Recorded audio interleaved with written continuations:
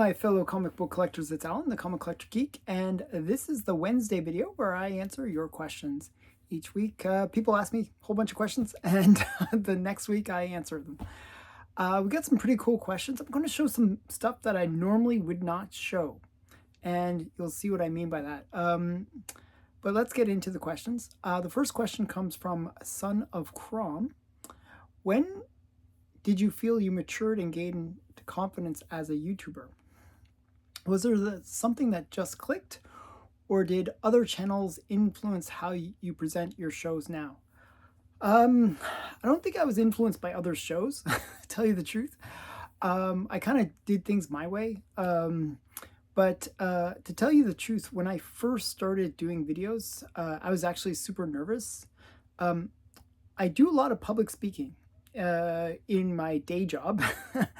And I like having that audience feedback. I love getting that kind of reaction from the audience.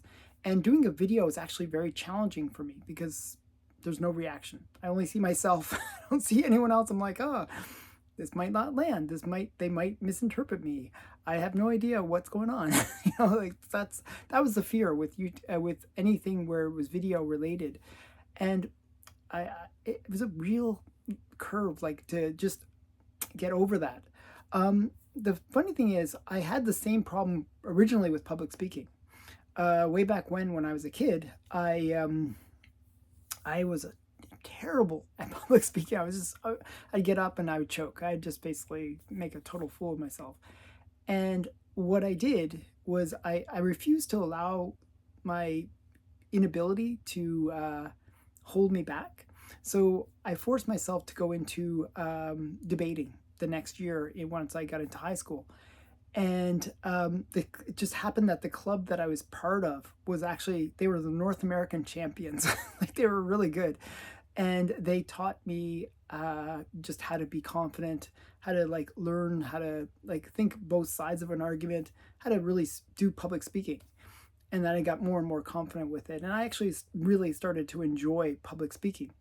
Well, the same thing happened with YouTube. I just said, okay, I really don't do well on video, but I'm just going to force myself to do it every day and get good at it. I obviously don't have natural talent at it. So I figured if I just push myself, force myself to get more and more comfortable, then I'll get more comfortable. So generally that's what has happened. I'm not saying that I'm great now. And that's why I feel like when you say matured, I'm not sure if that's actually accurate, because I feel like I'm still immature in terms of my video capabilities, but I do my best. I really do try. And I hope that it comes across. I really do try my best, and hope that I'm getting better each time. I look at my old videos, and yes, I have improved. So I think it's just a matter of just doing it, making it a routine, and then hoping for the best. Next question comes from Adrift. Lots of pre-1950s golden age has phenomenal cover art, but can you give us some examples of fantastic interior art from that era? I will do so right now. So I'm going to give you an example of good girl art, and art that I really, really like. I'm a big fan of Bill Ward, and this is my Torchy. I opened it up so that I could show it, and you can see Bill Ward did the cover of this one. It's a really great cover. It's either for Torchy covers, it's either Gil Fox or Bill Ward. So this one was done by Bill Ward. Bill Ward was the actual creator of Torchy. Now this is the cover, but I'm going to open it up and show you how great his interior art is. It's just really phenomenal stuff. If you like Good Girl, which I just happen to like. So you get some, and you can tell Bill Ward's style by the lines in the hair. I find that's sort of a telltale sign of his artwork. You can really see it on this one, actually. There's a good example of that. See the girl's hair, just lots of lines in the hair. And the way that the pants are done, the skirt, that's very Bill Ward-esque. There's some really great panels in here. Look at this. Just some really great stuff. And you can, so he did all the interiors of this one. Let me just flip through and find some more cool examples. I thought this one was just beautiful, just the way it's done. Look at the lace on her skirt. See what I'm talking about? Just really, really well done.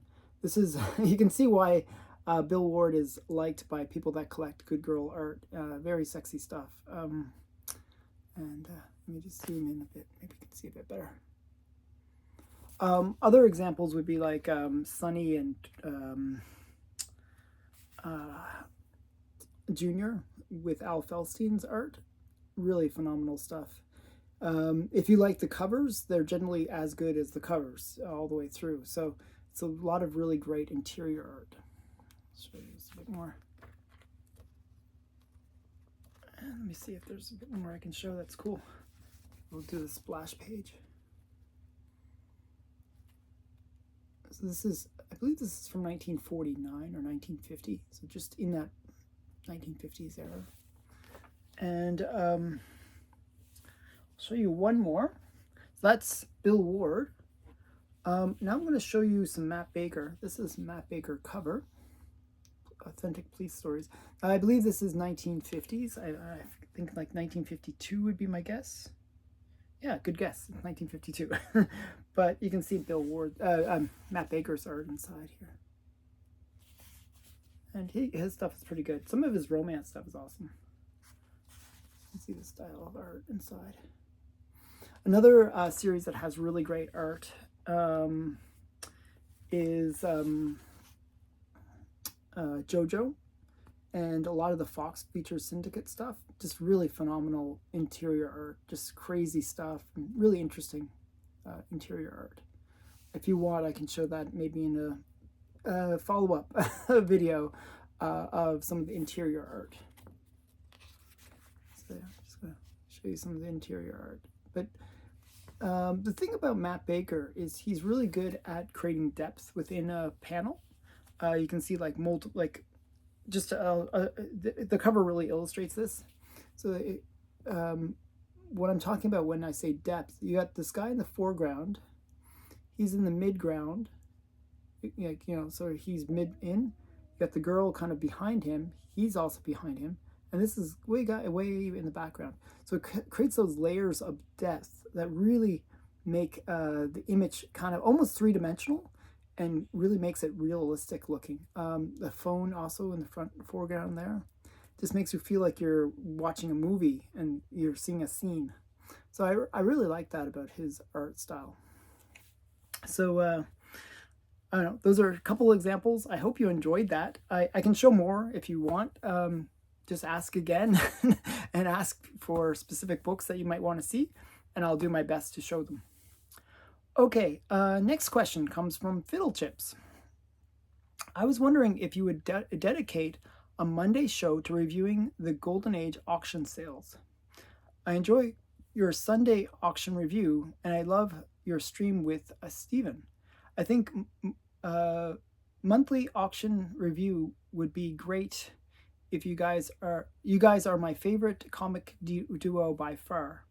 Yeah, I always consider us a comic duo. I'm the comedic guy and he's the straight man. I don't know. He's more vocal and stuff than I am. He's actually quite funny guy. So yeah, definitely I enjoy our Monday specials. It's really entertaining. We did on this Monday, last 2 days ago, we did do a review of the hottest Golden Age comics of the week, my Sunday show, and we got sort of his opinion on it. We will do that once in a while. The more you guys seem to like it, we'll do more. We'll do more based on how it gets received. If it does well, then we'll do more of it. If it doesn't do well, we won't. It's really up to what you guys like. We try to make the show as entertaining and interesting for the viewers as possible. Okay, next question is, who did the covers for BlackStone The Magician? Okay, so I brought it over I actually have the complete run of BlackStone. I think it's a really cool series. This is my favorite cover from the BlackStone run. This is BlackStone #1. Um, and it's a great, good girl tentacle-y thing, and also BlackStone is in bondage. Just a really cool cover. Now, I'm not sure who did the covers. I looked it up. I looked at the Grand Comics database, and it really doesn't say. Now, it does say on the slab. I'll read what it says on the slab, but it doesn't mean that this is the cover artist. But I'll tell you. E.C. Stoner and Don Cameron art. Now, I'm not sure who did the cover. And I actually looked at later issues, and later issues have a different cover style, like a different cover art. And I believe that those might have been Mike Sikowski who did those covers. I'm not 100% sure because it does not say. That's one of the big problems with the Golden Age. You really don't know who does the covers because it often doesn't say. BlackStone is actually interesting. It started out as an EC comic and then switched out later to being Marvel. So yeah, so there's going to be different artists in between. But I do enjoy BlackStone in terms of the covers. Some of my favorite covers are in the BlackStone series. Next question comes from Mike LeBlond. With regards to modern first appearances where multiple covers are available, do you recommend buying A, the best looking cover, B, the rarest incentive version, or C, a cover A? The best looking so best looking cover, rarest incentive, or cover A. So let's say you only have a choice of those three. Generally, you're going to do best off the incentive cover. Like, just, if you buy it day one. Let's say you have to buy it day one. Incentive covers usually go for whatever the incentive is. So if the ratio is 1 in 25, it's usually $25 rather than the cover price. If it's 1 in 100, usually it's $100. But when you sell those books, generally those 1 in 100 can go for thousands of dollars. I think of the Miles Morales one, for example, or what's the one with Miss Marvel? There's certain ones, or Spider-Gwen. Those rare incentives go for crazy money. So generally, you do the best on those ones if you buy it day one.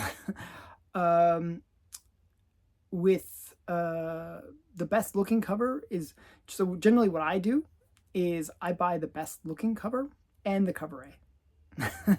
Sometimes I buy all the covers even. If it's a known first appearance, generally I'll buy all the covers just because I don't know which one will be the one that hits, and it's a first appearance, so probably they all go up anyways. Generally the cover A is the next best performing, unless there is a caveat to that. Sometimes, for whatever reason, the cover A doesn't include that first appearance character on that cover. Well, sometimes it's the rare variant that actually has that person on the cover. Well, then those ones perform better. So it really depends on that. But generally, if the person's on the cover of all of them, the one that does the best is the A cover. So generally, that's what people chase after. So take that whatever way you want, but that's generally what happens. Troy Evans asked, do you have or consider putting your next most valuable Golden Age comics into a trust fund to avoid capital gains tax or unrealized capital gains tax?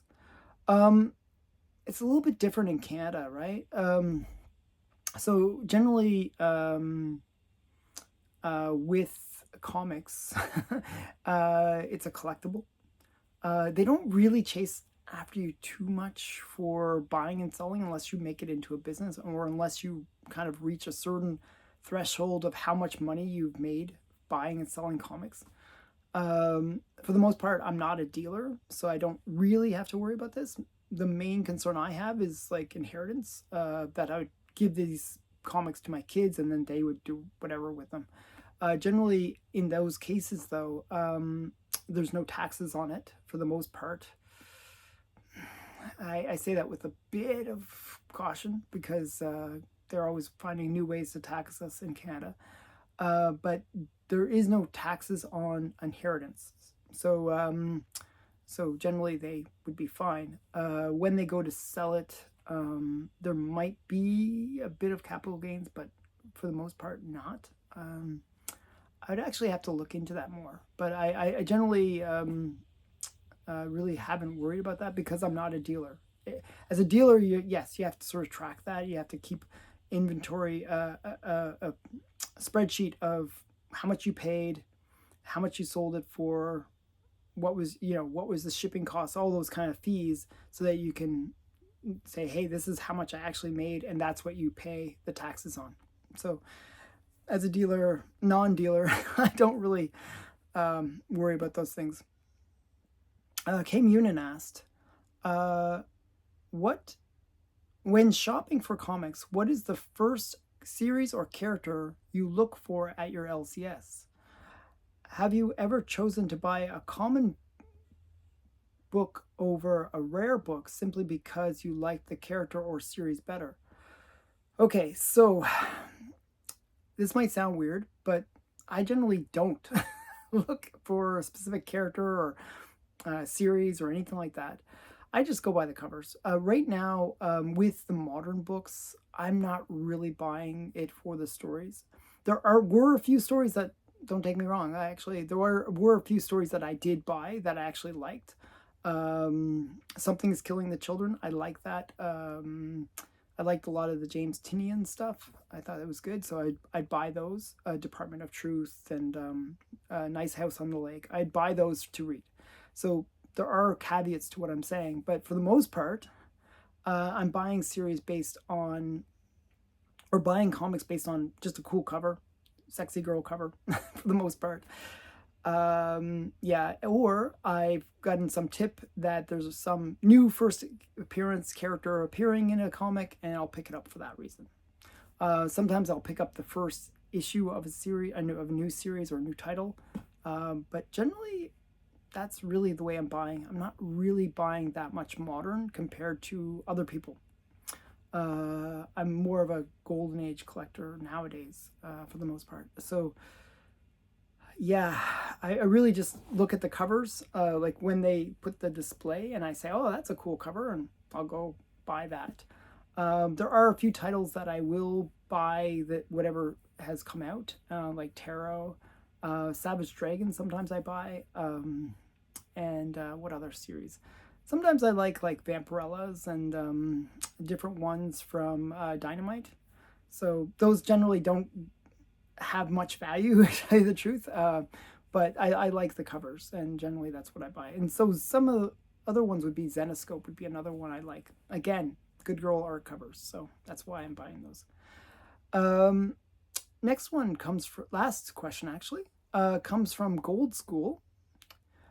Do they extend auction time if the highest bid is too low? Okay, so generally what happens, it depends on which auction house. So on eBay, if the bid is like, let's say $10 and you bid $11, but the person has a secret minimum or secret bid behind it and it's actually $15, well, it'll stop at $11 because that was what you bid, and the other person will win immediately. So that's on eBay. There's no extension of the clock. My comic shop, ding, and Heritage Auctions, and Comic Connect, I believe, all extend the timer. So if you bid, and you bid over, you have to, place a bid. It'll raise it, what that current value is, and then it'll add an extra 2 to 3 minutes to the clock. You might not still be ahead because the other person might have had a secret minimum or secret maximum, and then you'll have to keep on bidding until you get ahead of that. But every time that you bid, it extends the clock. So I've seen things last like an extra hour just because people are extending out the clock, and it's really annoying. But for the most part, most auctions finish pretty quickly, even though they extend out the clock. Those are the big things you have to look for with placing bids on these auctions. That some of them you can snipe, like on eBay. You can. It's all about sniping, in my opinion. You wait till the last second, put in your big bid, hope for the best, and hopefully you'll get it like cheaper than what it normally sells for. With my comic shop, with Heritage, put in your bigger bids because you know it's going to keep on extending. And if you don't put in your best bid, then generally you might lose it. Generally, what I do with Heritage, especially, is I will wait until the auction has kind of started. Like there's like a usually 15-minute grace period. And what I'll do is put all my bids then, and walk away. Try to walk away, because sometimes if you don't walk away, then you keep on bidding even though it's beyond what you should be paying for it. So I just did that on a recent auction where I put all my bids in, walked away. I only won one item, but I got it for a great price. So generally that's what I do is, put in my bids, hope that I win. If I win, I know that I'm paying what I felt comfortable paying, instead of getting that FOMO or auction excitement where you overpay. And I almost, actually, it was really funny. 2 weeks ago, there was a book that I really, really wanted. And I was like, oh, I really, really want this book. I'm just going to put in an extra bid, one more bid, one more bid. And I sort of got distracted, and like, I didn't realize that other people were doing the same thing. And so when I put my next bid in, I was like, oh my goodness, I'm like $100 or $200 over what I wanted to pay on it was like a $700 book. I was like at 900. I was like, no, no. Because I didn't watch to see that it was like constantly getting bid up. And I fortunately lost. I was like, again, it lost, and I was like, oh my goodness, if I had won that, I overpaid, and by $200, which would have been stupid. I ended up buying the exact same book, same grade, for $200 less on eBay. I knew there was a listing on eBay for like a certain price. I was trying to get it cheaper on Heritage, but it just went past what it should have. Sometimes I don't get it, but that's what happens. People get kind of caught up in the hype, or not hype, but caught up in that auction emotion, and they keep on bidding it up even though they should long have stopped. So definitely be careful of that. My method of setting it and forgetting it is probably the best. Just a little bit of advice. Okay, so that's it for this week. I hope you enjoyed this Q&A. If you did, please give it a thumbs up, and please comment below your question for next week, and I'll do my best to answer it. Thanks again for watching. Bye for now.